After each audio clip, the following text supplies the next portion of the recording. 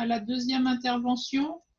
Et là, nous allons remonter, si je puis dire, vers le nord, hein, au pays Sources et Vallées. Donc, je laisse la parole à Hélène Leduc. Oui, bonjour, vous m'entendez? Oui, bonjour, très bien. Parfait. Merci beaucoup.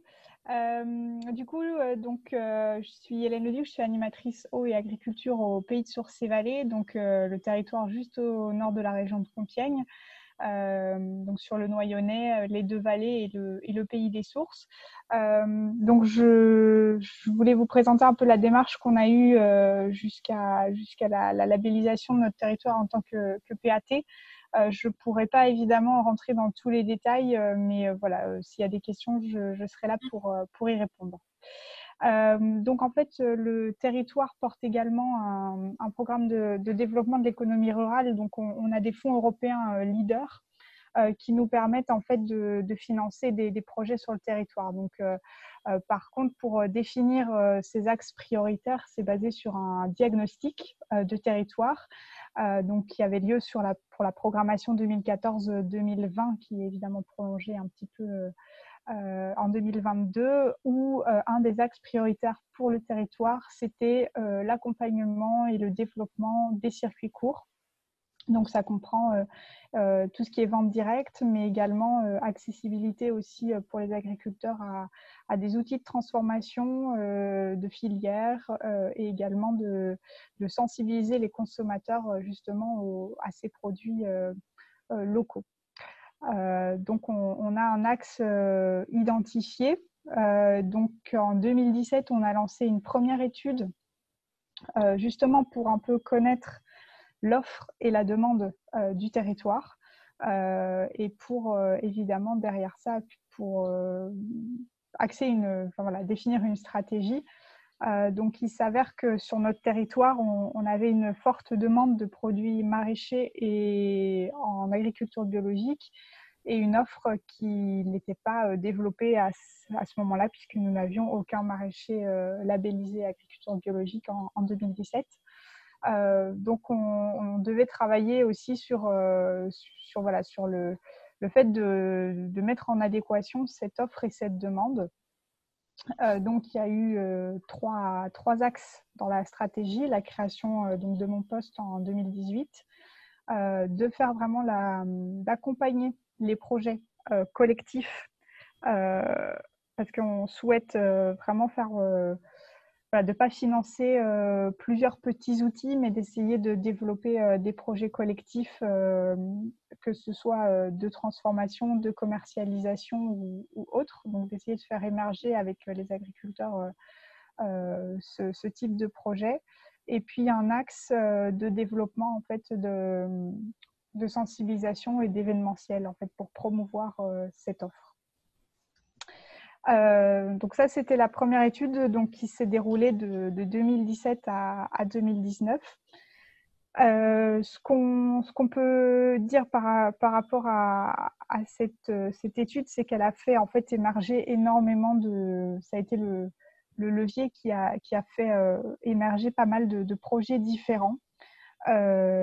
Et notamment en fait on a construit, ça s'est construit peu à peu en fait un collectif d'agriculteurs qui avaient les mêmes besoins et de commercialiser en collectif. Donc chacun commercialise en fait pour le moment sur sa ferme globalement ou via des marchés ou des AMAP.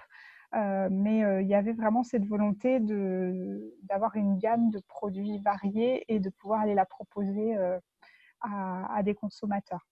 Donc, on accompagne en ce moment même ce collectif qui a baissé un peu en effectif au vu de la crise sanitaire, mais pour l'instant, ils sont 3 et ça va recruter derrière. Donc, on espère avoir quelque chose de plus important à terme pour développer en fait une solution de drive fermier.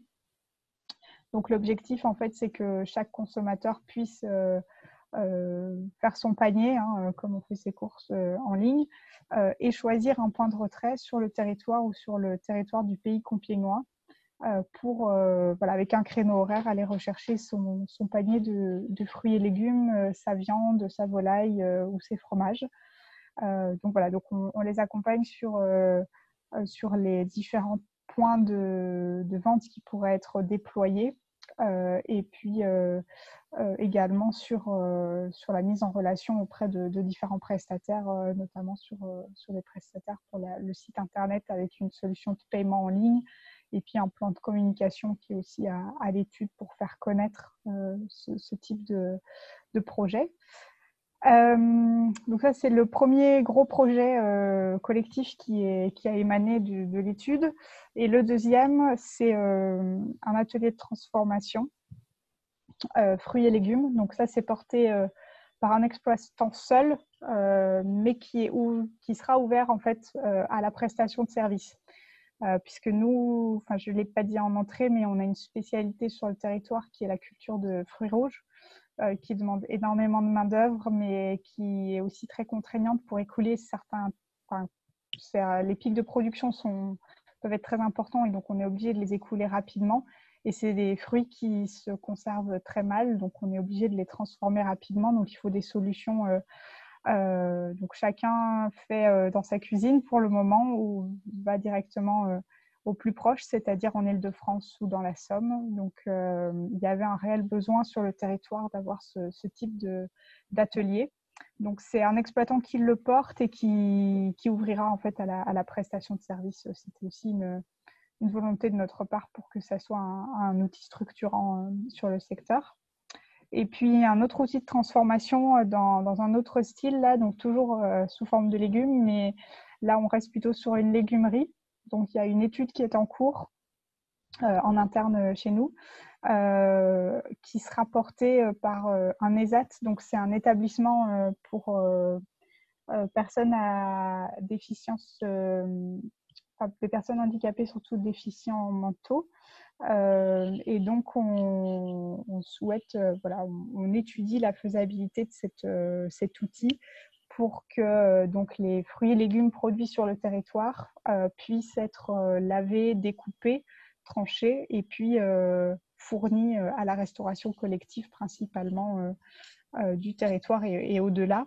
Donc, ce qui derrière, en fait, nous permet d'approvisionner localement nos cantines, les restaurants d'entreprise, les collèges, les hôpitaux. Enfin voilà, c'est tout ça qui se développe également.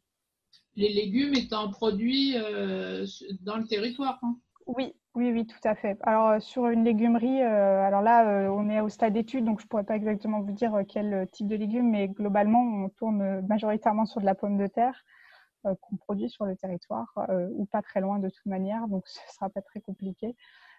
Puis carottes, oignons, poireaux, puis d'autres légumes peut-être en plus petite quantité, mais c'est aussi des opportunités à créer des diversifications chez des agriculteurs donc, ou à soutenir une filière déjà existante. Et puis comme il y a la loi Egalim également en plus qui demande 20% de produits bio en restauration collective, l'objectif aussi c'est de traiter autant du légume dit conventionnel que du légume bio pour avoir les deux le plus localement possible. Donc soutenir potentiellement aussi les conversions dont on parlait tout à l'heure où il peut y avoir des pertes de prix, de rémunération chez les agriculteurs, sachant que la conversion peut être incluse. Ça peut être aussi une manière de soutenir ces agriculteurs qui se convertissent. Donc ça, c'était par rapport aux projets vraiment très structurants qui ont vraiment émergé de l'étude.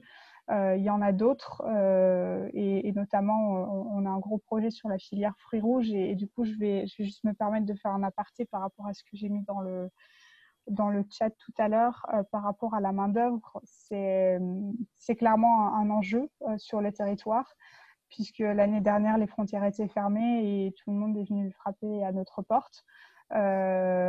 Donc on a mis en place, on avait déjà réfléchi à une solution de mutualisation de main-d'œuvre sur le territoire. Et je ne vous cacherai pas un peu la déception qu'on a eue cette année, puisque le projet n'a pas abouti. Et la raison, c'est qu'on proposait des contrats horaires et que les agriculteurs sont toujours à payer à la tâche. Donc voilà, je pense que des fois, les collectivités aussi sont là sur le territoire et arrivent à mettre des choses en place, mais il faut aussi que toutes les parties prennent en fait l'opportunité, saisissent l'opportunité qui viennent à elles. Je pense que là, pour le coup, ils n'ont pas réussi à la saisir. On verra par la suite ce qu'il adviendra, mais c'est des choses qui se font en Nord-Pas-de-Calais, qui ça se développe dans la Somme, donc je vois pas pourquoi ça bloquerait chez nous également.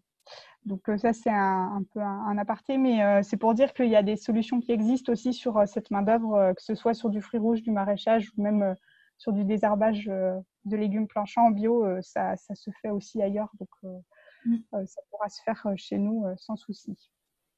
Et malheureusement, ce n'est pas lié, le problème de main-d'œuvre n'est pas forcément lié qu'à l'agriculture et l'alimentation. On le retrouve dans d'autres domaines également sur notre territoire. Oui, oui. Alors après, c'est sûr, mais il y a aussi tout un travail à faire sur l'image du monde agricole aussi. Pour partie, alors là, je ne parlerai pas des autres métiers. Je pense qu'il y a aussi d'autres métiers qui sont beaucoup plus difficiles à vendre. Hein, c'est pas la question. Mais voilà, c'était réfléchi de travailler vraiment avec. On avait une dizaine de partenaires autour de la table pour travailler justement ce sujet de manière pérenne et en lame de fond, on va dire, pour susciter aussi des vocations. Et puis quand je parle de susciter des vocations aussi, on est associé avec le lycée horticole de Rivécourt sur des projets avec d'autres partenaires tels que la Chambre d'agriculture, la SAFER, Initiative Paysanne et Terre de Liens, vie en Hauts-de-France, sur aussi de l'installation de maraîchers et de producteurs de fruits rouges sur des terrains communaux ou des terrains privés.